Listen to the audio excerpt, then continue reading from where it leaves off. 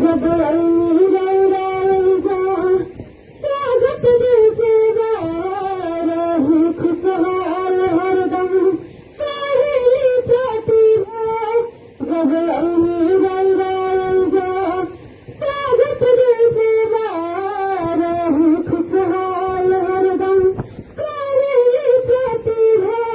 प्रशांत किशोर जी के नारा गुज जाते भाई सारा लागे अंगना गरीब कौन रही रे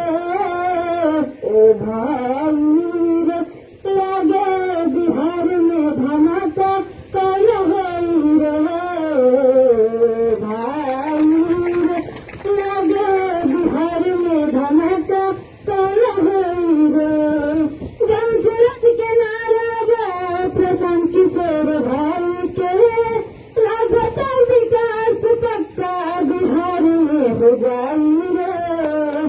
जमशेद के नारा बा प्रशांत किशोर भाई के लागता विकास पक्का बिहार में हो जाई रे इह घर है हमार आईनी भैया जा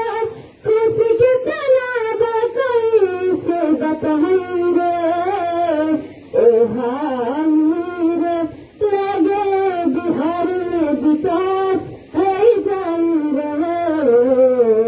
भाई रे लागे बिहार में विकास है जाई रे।